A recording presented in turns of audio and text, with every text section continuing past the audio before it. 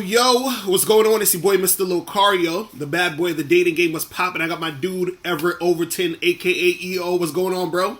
What's up, man? Good to see you again, man. Thanks for having me back on. Chilling, man. Yeah, it's good to talk to you as usual, man, because I was watching some of your videos, man, and, you know, I seen you was, talking about, like, guys who, you know, are kind of soft in the game, you know what I'm saying, that they don't really bring that masculine presence. And also wanted to talk about kind of like guys who have like low self-esteem when it comes to this game, because a lot of dudes that sort of affects their the issues they're gonna have with women. So let's start off with what you was talking about with guys who are soft. Like what were you saying, and what are your thoughts on that? You know, when I was 21, I was still learning a lot about myself, Mm-hmm. and I think I did rush a lot of things when I was young. Like trying to rush success. Trying to rush getting all this money, trying to rush getting popularity and women and everything else. You're putting everything before the most important thing, and that's inner development, yourself. So as far as the soft thing goes, yeah, man, I think people watch too many different people getting too many opinions and not doing what they want. I'd like guys to be a lot less fearful to do things. I think they get in their mind that if they get a rejection or something that appears to be a rejection, then now their whole game is ruined. And if anything, your game is not ruined. Your game is going to get better through rejection. I know you've said that multiple times. Right. Rejection is not. It's just a word. Someone told you that rejection is a bad thing. Rejection is a great thing, because through trying something, you get information, and then you decide, this worked last time, this didn't work. What kind of person, what kind of behavior did I bring when I met this person? What was my mission to begin with? Right. What was my mission? Did I just go up to be a clown with no mission, or did I go up like a man with a mission, with a purpose to talk to this woman or talk to whoever? Could be for a job opportunity, could be for anything. But yeah, so I was kind of being a little bit cruel when I said soft. It's okay to be. It's okay. We all are soft at different times, and there's a time to be. Instead of soft, I would say offer finesse. Mm-hmm. The big difference between being soft and having finesse to your approach. Mm-hmm. So we can talk a little bit about that as time goes on too. But women definitely don't want to be communicating with a man that comes off very needy. Mm-hmm. Doesn't have a plan. That's the biggest thing for me. It's the biggest piece of advice I could give a young person that's in the dating game right now. You have to have a plan and a vision. First and foremost, you have to have that for you. Like I always tell people, okay, you met her. Congratulations. You got her talking to you. Now, what are you going to bring her to? What are you going to bring her to? If you have no idea what you're going to bring her to, it's not going to advance very far, which is why I always say you got to, first and foremost, self-improve, figure out what you want to do with your life, have something to bring a woman to. Of course, at the same time, a lot of guys out here just looking for a quick hit. I get that too. So we have, ideas and suggestions for guys that want a short-term love affair, and I have suggestions for guys that want a long-term love affair. Right. So, but that's about it, man. I was being a little bit cruel when I was talking about the soft thing. You just got to know what you want. You got to know what you want and not be afraid. The whole fear thing, being afraid to do stuff. What if she says no? What if she doesn't like me? What if I'm not good enough? Those are all little stories that you tell yourself over and over and over. I like to tell myself stories that are going to profit me and that are going to advance me. And I'd like all the guys out here to do the same. Right, real talk, and it's funny because when you were saying that, I got what you were saying. I was like, okay, I was like, I feel this, because there's a lot of dudes that I know and I see where they see a woman they want to talk to and they're scared to approach her, or they think, well, she's maybe not going to like me, or she would never go out with a guy like me. And I think that's a man not really being himself and not understanding who he is, not understanding that he has value, not understanding that women actually want him. So do you run into a lot of guys who it just seems like they're scared to make moves, they're scared to approach and make things happen? Because I was watching the video last night you put up with you and the girl that you were seeing, and y'all were talking, and you were talking about how I think you approached her in a grocery store or whatever. Yeah. Right. And so a lot of guys are scared to do that. You know what I mean? And it was funny because I remember her saying that there was another guy at some other point that approached her, and his thing was, he was like saying, "Oh, I would have never, or I felt like I could never get with a woman like you." And I'm like, see, that's the contrast right there. It's like you came up to her on some, listen, what's good, whatever it is, this is who I am, this is what it is, real confident, and then this guy's coming up to her saying, "Well, I'm not sure if I even deserve to be with you." So, like, what's your thoughts on that, though? And what do you got to tell to guys who have that thought process of feeling like they're not good enough or they can't make it happen? Yeah, you know what? I want guys to start feeling like, first of all, you're talking to another person. It's not like you're talking to some god or anything like that. You're literally walking up to another human being, someone who's scared, someone who gets nervous, someone who has the same things, same kind of adversities that you have to. They're no different than you. Mm-hmm. But, so I think they're overcomplicating this whole thing. You're simply going up to someone and you're having a conversation, all right? And you're telling them what you're thinking right now. Mm-hmm. Again, you don't have to make it super serious like the guy that was standing above her looking at the cat food or looking at her ass or whatever she said. Right. He kind of came up, he hit her with so many wrong things. I assume you have a boyfriend, or do you have a boyfriend? First and foremost, who cares if she has a boyfriend? Who cares about that right now? What are you trying to marry the chick? I always tell somebody, what are you trying to get married on the first date? Like, you're simply going up to someone and talking, and you're introducing yourself. Aren't you something great? I mean, when I meet people, I know they're meeting greatness. And I also assume that they're great in some way, too. It's not like I just walk up to peons. I just feel like I'm talking to a pissant. I'm literally going up to someone who I either find attractive, I like her energy, I like her smile, I like her behavior. There's some sort of pull to her. I'm drawn to her. Something about her behavior that I'm drawn to. And therefore, I want to be about that. I want to engage with that. It's nothing. It's not a complicated thing. I think this whole thing becomes complicated because there's so many different strategies and opinions. I always ask my subscribers, or when I'm dealing with clients, I say, they'll tell me their stories and they'll say, well, so-and-so said this and so-and-so says this. And then, I go, what do you say? Mm-hmm. Tell me what you say. I don't even think about what I say. I want to know what you think. Tell me about you. Mm-hmm. Tell me the things that you love about yourself. Tell me the things that make you a good catch. I mean, are you funny? Are you charming? Are you charismatic? Are you a humble guy? Do you have confidence? What do you love in your life? Tell me about your life. And a lot of the time, they start to smile and they start to open up because now I'm actually asking about them. Mm-hmm. They're making everything about the next person. They're making it about the woman. When this whole thing is about you. Mm-hmm. This is about you. Of course, you're inviting this potential person to come into your world, and then, of course, you treat her well when she comes. But this whole thing, this whole life experience is first and foremost about you. So that's why I want guys to stop making it about so many other things. Along the way, you'll be able to pick stuff out of your bag to introduce to a woman.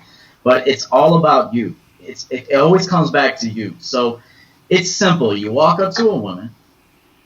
I say there's no template opener. You have to use your surroundings, use the environment, use the flow, use what you got on, use what she has on, use how she's walking. If she has a flower in her hair, tell her, hey, I want to water that flower on your head. Say anything that you have to have the ability to pull things out. And that's what makes you stand apart. That makes you unique. It makes you clever. And the most important thing is stop with the fear. Stop with the hesitation. You're not losing anything. I tell guys all the time, do you have this to begin with? It's almost like people who lose money. I noticed this in the sales game. People will say, man, I lost that deal. I said, look, you never had the deal to begin with. Right, exactly. You didn't lose shit. Was the money in your account? No, it wasn't. Okay, so you didn't lose anything. You had an opportunity. You gave it your best. You know what you're worth. You know what kind of man you are. It didn't pan out. On to the next one. That's all that it is. So the same thing with meeting women. Stop overcomplicating this thing. Be a gentleman. Of course, at the same time, be sexy. Don't put on this synthetic masculinity. I noticed that too. Be yourself. When I met that woman in the grocery store, and she's one of many. Let me just make sure that's clear. This has been going on since I was in my teens, and I would approach women in my teens, but I was wearing a black T-shirt. I didn't have a suit on. I looked much like you, Miss Locario, chill, laid back, down to earth, big ass arms and shit. So that's how you look right now, brother. But that's it, man. Hopefully I answered that question. It just comes back to you. You gotta know what you want. When I hit her up, I was using the food in her cart. I said, "Dang, you got a lot of food in your cart, girl. Like, you gonna make me a meal with some of that food?" And she said, "Yeah." So it was funny, and he dug it. Right, and I think that's the thing is that when you come off just more natural and chill and relaxed and not really dependent on the outcome, and you're thinking about all these things. It flows in the moment. And then the thing is that too, and I think this is the thing that other guys don't realize, is that sometimes when you're talking to a woman, you also want to see how responsive she is to you and how she's like interacting with you, because you might talk to a girl. Let's say you just like you just talking to the girl in the grocery store. Let's say if that woman or any other woman you're talking to is just has an attitude, or she's just kind of weird, or and you notice this by talking to her. So at first you might be like, oh, this girl is really hot, but at the same time you're like, I don't know if I even want to deal with you right now because you're kind of weird. You know what I mean? And so that also happens. You know what I mean? Yeah, and let me touch on that for a minute too. You got to realize, I said this in a video when I first started this YouTube channel about 9-10 months ago. You got to understand, people got stuff going on. You might approach somebody and they just fucking lost their grandfather the day before. Now they're in a zone. They're walking and they're in the zone. They still have to operate their lives, otherwise their lives fall apart. Right. So you might be meeting someone on the street, and then you go and take that rejection as some personal offense. Like she didn't like your face, or she didn't like the way your breath smelled, or it may have nothing to do with you. And it's all about timing. Timing is so important. I always say you have to recognize good time, bad time, and not take it personal. So, what might be a good time for you today? You might meet someone, and although they might be beautiful and attractive to you, it's not a good time. So what you could do is you could plant a seed and then water that seed over time in a casual manner. I think guys want stuff so fast today, instantaneous. I want her to like me. I want her to sleep with me in 2 days. I want her to be blowing my phone up. I want her to chase me. That's not how life works. You got to have the ability to probe, identify what you're dealing with, who you're dealing with, what place they're at, and then become what is necessary in that moment to make her feel what she needs to feel. This is a feeling thing. This is not about just looks, money, and status. A lot of guys say, of course, there's a category for that, and there's right. I don't deal with that. I rarely do anything in the area of buying things for women. I mean, I might buy a $5 item or something, or I might treat you and make you a meal or take you out to dinner if I'm in the mood for dinner, and that's not coming from a selfish place. I always do what I want to do, and then I invite someone to enjoy that with me.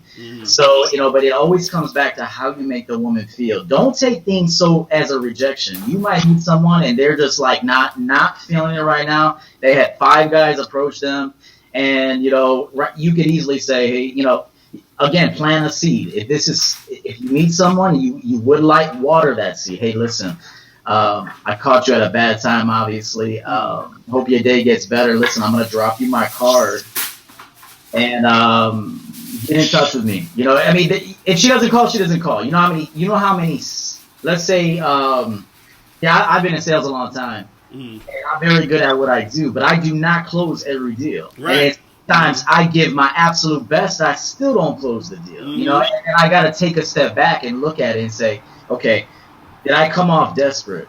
Was I inspired? Was I in control? Was I matter of fact? Did I qualify this person? Did I take the time and not just think about myself, but actually think about what they want? What can I produce for them to solve their issue or bring a certain element to their life? So that's what you need to be thinking, asking yourself those types of questions, and then identify availability and not available. If something's available, it's going to come to you. If not, at the worst case scenario, you drop your card, you drop your number, or simply you walk away and on to the next one. It's not that big of a deal. So. Yeah, real talk. And what's interesting is that I think what happens a lot of times, I was talking about earlier about guys with when they have low self-esteem. Is the low self-esteem a lot of times comes from, creating your identity around your interactions with women a lot of times, or how much money you have, or you know, all these different things. So I think what happens is like you were saying, you know, sometimes you're not going to close the deal. Sometimes things aren't going to go the way you expected to with this one girl or that girl, right? So, but the thing is, I think a lot of the low self-esteem and the insecurities come from men feeling like they need to, you know, look at themselves as this big player, Mac type of dude through the interactions they have with women. Because there's times where, you know, like I'm talking to a girl and nothing happens, or, you know, there's times where I've set dates and, you know, I confirmed a date with the girl. The girl's like, hey, yeah, I'll meet you there at 8. Everything is cool. I get to the spot and she don't even show up. So, you know what I'm saying? And it's so, and so dudes will take that and be like, oh my God, she didn't show up because she thinks I'm ugly. And then so that creates a lot of the low self-esteem because they're, you know what I'm saying? They're judging themselves based off of the outcome. So what are your thoughts on that? What do you say to guys who sort of like do that type of thing? You know what I mean? Yeah, I think there's this hyper masculinity too, and like you said, people are defined by how many women they have, and that's shit. I mean, I've had a rotation of 15 women, and I was insecure as fuck at points in my life. Insecure as fuck. I would have so many women, just a collector of women and a collector of things, and a collector of, you know, I gotta have this new fashion, I gotta have this car, I gotta make sure I pull up in this. You know, and I'm still that way to a certain effect, but there's more health behind it. Like now I have a purpose of why I get my haircuts every 7 to 10 days. Why I wear certain types of clothes to certain types of engagements. I'm thinking of how can I prosper that situation. It's different. It's coming from a healthy place, not from a place that I need to show out.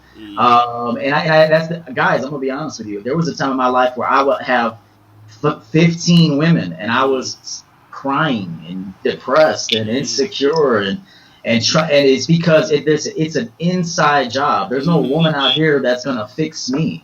There's no woman out here that's gonna help me come closer to the real me. You know, that is an inside job. That is your responsibility. I will tell you, sometimes even having a lot of women will even distance you from yourself. Sometimes you gotta take it will. The more you have, the further away from self you are. And I can tell you, I'm telling you, I've had over 300 women.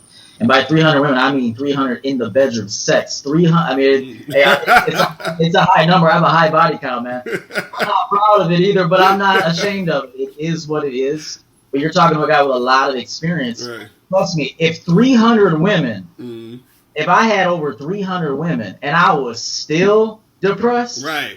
That's not the answer. I'm letting you know right now, it's not the answer. And I don't know if I've ever revealed that, but I suffer from anxiety, depression. I think we all kind of go through that, not clinically depressed, but where you just wake up and you're just like, man, what am I doing this for? It seems like I tried this, I tried that. And all these efforts and all these characters and every mask that I put on, every day I'm putting on a different mask. And none of these things bring me fulfillment and peace and happiness. Until one day I decided, man, what's the common denominator? It's your bullshit. It's you, yo. It's your bullshit. It's all this stuff that you think you need to have in order to feel like a fucking man. And I stopped for a minute. I shut everything off. I almost went into full-on monk mode, but I don't think I could do that because I like sex too much. But I did, slow things down. I pumped the brakes. I said, well, you got to change something. So I started to think about, who am I without this? Who am I without the fancy clothes? Who am I without the women that are chasing me? Who am I even without being an elite salesperson? I even used to go on that, breaking records, setting records, becoming, this hotshot in these companies that I work for. And I was thinking, even with that, there was some sort of false, synthetic, egoic happiness that I was bringing onto myself. So now I've simplified life. I'm telling the truth. I no longer lie. I don't have to hide. I don't have to look over my shoulder like I used to. And my sex is better. My communication with women is far better. My peace is better. I look younger. I don't abuse myself like I used to, because that's an extension. When you drink alcohol all the time, you're getting blackout drunk, you're smoking weed all the time, you're doing all these things, you're gambling. This is all an effect of that lack of wholeness that you have. I know I'm taking a little bit far. A lot of maybe some of the brothers. No, that's good. You gotta go in. But I gotta go here because this is the answer. Mm-hmm. Everything else that I might give when I'm casually talking to you guys, that's really a surface solution. Mm-hmm. The answer is that you have to turn all the bullshit off and turn you on, the real you on. And once you do that, you no longer have to be fearful, and you no longer fear anything. Mm-hmm. And you no longer have to lie. You no longer have to manipulate, and you certainly don't have to control. Because I used to be a big time controller. Control this woman here, control that woman there, because I wanted them to do what I wanted them to do. But understand this last thing: a controller eventually loses control. Mm-hmm. A controller eventually loses control, and as a matter of fact, he almost loses everything. Mm-hmm. So, guys, tap into what you really are. I mean, look, I'm not saying not to dress nice. I love fashion. I love clothes. I always have. But I wear them with a different purpose now. I do it for me. I don't do it to pick up girls necessarily. Of course, I want my girl to be attracted to me. But at the same time, I got to pop up here. You got to bring the real you. Mm. Any other way, it's going to come back and bite you in the ass. I promise you that. Real talk, man. And it's interesting that, I think that what's good is that, that you're talking about like how many women you've been with. And, even for myself, when I tell guys, I'm like, look, because I've done videos before. I was like, look, dating a lot of women and getting with a lot of women, that's not going to make you happy. You know what I mean? And the thing is, I remember even Jim Carrey said something to the effect of, he said, I wish everyone could be rich and famous so they could realize it's not the answer. You know what I'm saying? Because I saw that, and it's amazing. I've seen that video. Right, yep. and it's like a lot of people, they don't get it yet because they're striving to get those things, and to get those things are fun. It's cool, it's fun to have it and to interact and do all this other stuff, but it's like when you're looking for that for your happiness or to save you from your depression or whatever, then that's when you end up going down the wrong road, because you start to see like, oh shit, like you get it, and then you're like, damn, I still don't feel like, you get that little burst of excitement, and then it goes away, and then you're right back to where you're at. You know what I'm saying? So exactly right, man. It's that little quick dopamine spike. And it's just like, I noticed too in the past, like let's say I didn't get my way with a woman, like I didn't get my way, I tried something, and even something as simple as somebody can't commit to that can't commit to a date. I mean, it was bad at one point too, where I would hurry up and run and text somebody else. Okay, fuck it, you can't see me, I'm gonna see somebody. Right. And it's like, that's unhealthy. That is unhealthy. Think about that, guys. If you need to hurry the fuck up and run to somebody else, if this doesn't work out, hurry, let me run over here. You're pulled in different directions. You're not a centered man. You're not a centered man, and you're not secure. And I want you to know that. And it might be hard to hear. Just like I tell my clients now, I tell everybody in my life now, that's going to destroy you at some point. You're just going to age 1 year, another year doing the same stuff. I'm telling you, man, you're going to waste a lot of good years. Right. So I don't want that for you. I want guys that are watching maybe 20, 22, 25, 27. You're entering your prime. Right now, you want to be the complete man. You want to get your credit right. You want to save your money. You want to, invest in quality stocks, or, invest your money. You also want to spend your money. You want to share your money. You don't want to be, you don't want to hoard anything, because nothing lasts forever. So you could be, look, I've been successful in my career, and I've had down months too. And I had to have that talk with myself. Look, what are you without this success? What are you without all this money? What are you without all this sex and hoarding women? What the fuck are you? And then I'm like, at one time I said, shit, I don't even know. But saying I don't know is the first step. I don't know. I need to figure it out. And look, I know we're kind of taking it in a different direction. Well, that's good. We got to take it there. We see eye to eye on this, which is why I'm so attracted to your work. Yeah, guys, I'm telling you, it's fun. I'm not trying to make it depressing here. Look, dealing with women is a lot of fun. I love a spontaneous meeting. I love meeting people in public. I can meet a woman anywhere, and I suggest that you don't have to go to a club, a bar, a lounge. Those are places that you can meet. You can meet a woman anywhere, a train station, right, stop sign, a bus, anywhere. I've met people, I wasn't even ready to meet them yet, and I met them. And I've had some wonderful, wonderful relationships and interactions that took place out of that. It all comes from being ready at all times, too. You have to know who you are, what you want, what you bring to the table, what you're bringing this woman to. A lot of guys don't have anything to bring a woman to. There's a lack of confidence there also. If you know you could fake this shit all day long. You can go put on a fancy necklace, a beautiful jacket or a suit or whatever. But if you know deep down, I have not done the necessary work in my life to make me a quality man, to make me able to capitalize on every opportunity. Unless you've done that work, you know deep down inside, it's like a guy with bad credit. He wants a car. He walks into a dealership. He could come in and say anything he wants. At the end of the day, are you qualified for this vehicle? If you walk in with credit that you worked on, it could have been bad at one time, and you said, no, I know the importance of this. I'm going to fix my credit. I'm going to set a goal. I'm going to discipline myself. I'm going to make some cuts. And I'm going to bring new things into my life. Once you get that credit score up, you can walk into an establishment with your shoulders back, with good posture, confident, shake a man's hand, tell him exactly what you want, and you'll get it. It's the same thing as approaching a woman.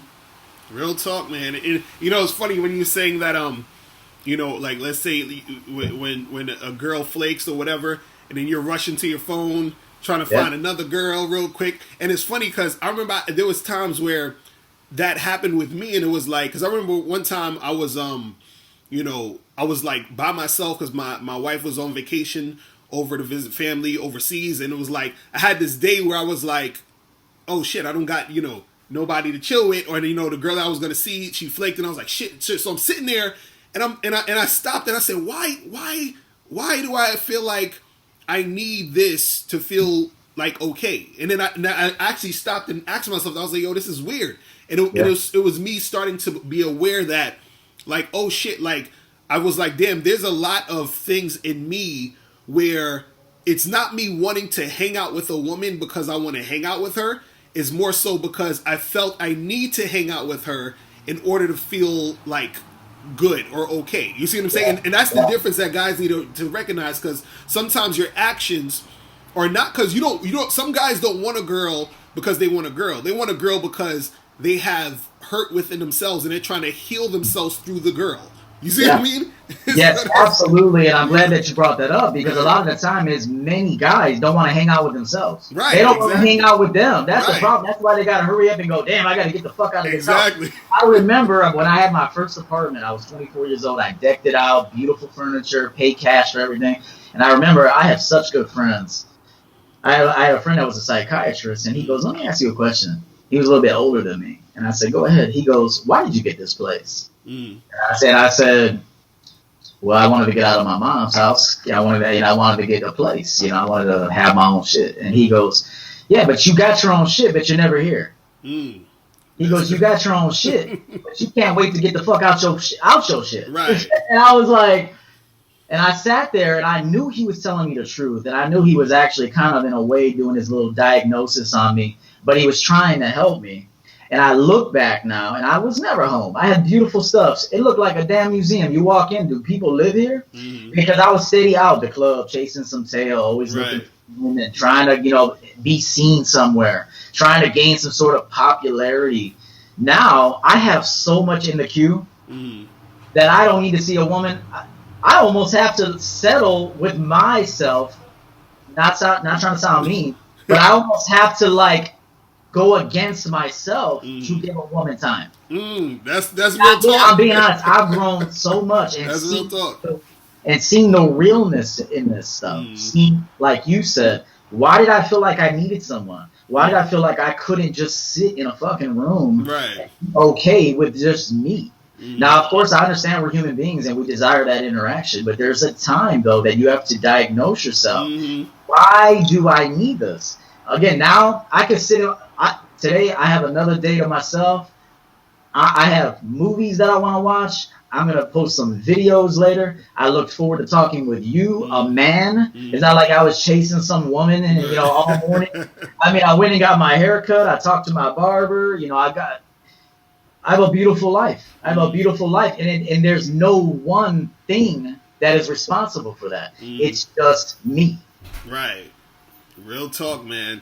Damn. So we've been dropping a lot of shit today. Shit. This is. This some we revealing some other stuff. You feel what I'm saying? But that's what's good though, because it's like I feel like when people see people like myself and like you, when we're out here helping people, giving advice or whatever, it's like they'll look at us like, oh, you guys are perfect. You don't have anything that you're going. You know what I mean? And it's like, no, we're going through stuff every day, and this is what we're out here to teach and to learn from you guys, and also from you guys to learn from us. So it's this back and forth that we always need to come back to, and it's like I appreciate that you are letting people know, like, look, I'm going through some stuff. There's things that's happening. There's things that happened before, and I feel like that people can relate more, and this is why I also want to like let people know, like, hey, this is what's happening. This is what's going on, so that people can see, like, look, this is some real life shit. But so where can people get in contact with you again?